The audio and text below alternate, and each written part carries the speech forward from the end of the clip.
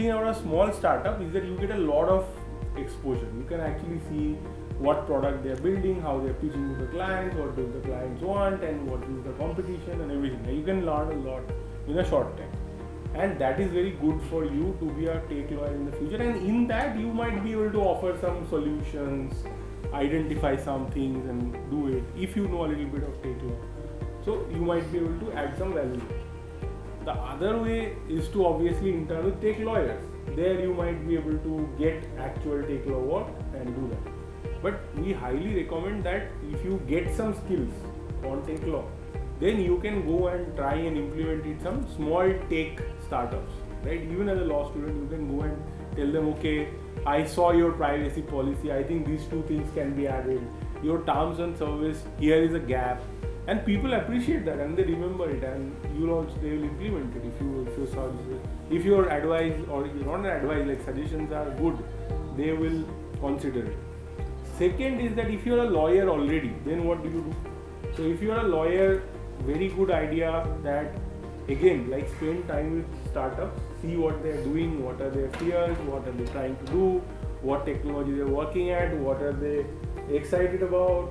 And if you start understanding those things and you need technology, law skills, some of that, what we discussed, all the different things, contracts, compliances, and then a bunch of other stuff as well, data privacy and so on.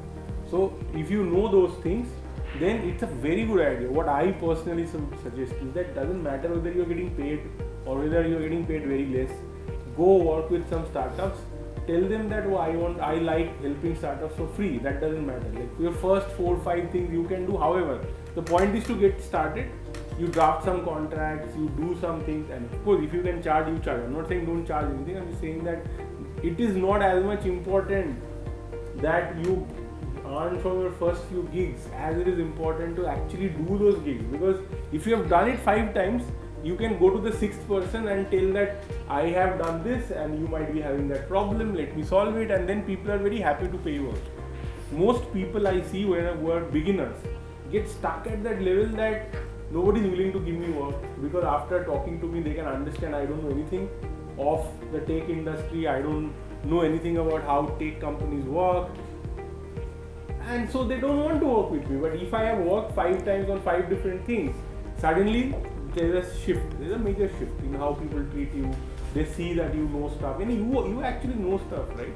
So that makes a big difference. So I think if you're trying to get started and struggling to get started, this may be a very good approach. And also what happens is that very early stage startups which don't have money, they are very high risk tolerance. So they don't mind if they know that anyway I'm not going to be able to hire a lawyer.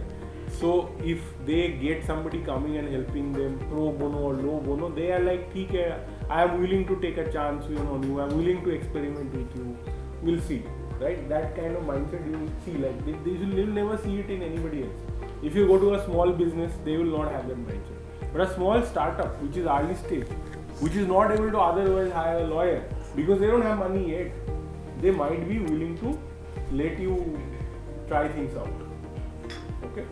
So this is worth trying, and they are sometimes even willing to give a chance to a law student for that. So what would you add? Yeah, I mean, I think it's important to start somewhere, right? And I would say, I think one thing I would like to add here, okay, and not from a law student's perspective, but from a fresh lawyer's perspective, a lot of technology companies are looking for in-house lawyers these days, okay? Everybody is looking for in-house lawyer. Now, I've spoken to a few other people, I mean, I keep speaking to people who have joined these companies, and one of the biggest things, okay, so I see and I hear is that कोई process नहीं है organization में, ठीक है?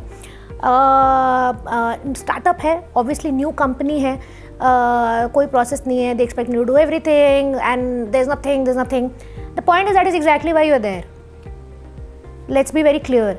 And if you're not able to handle that, then how is that company going to grow to a point where there's going to be process, right? So the question is, you can't expect to be working with a young startup and expecting processes and everything to be set up and expect maturity, because that is what is giving.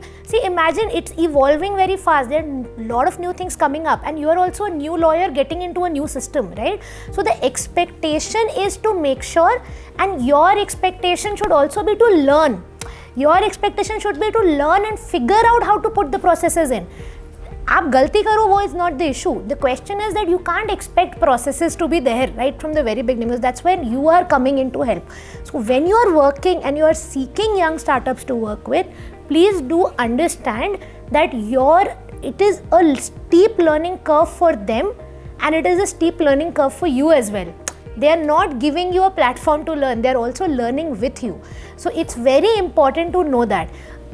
Very important is also, for a couple of times, especially as a young lawyer who's helping like young startups and you don't have experience in this area, see, a little bit you can always learn. As a lawyer, our job is to continuously learn on the go, right?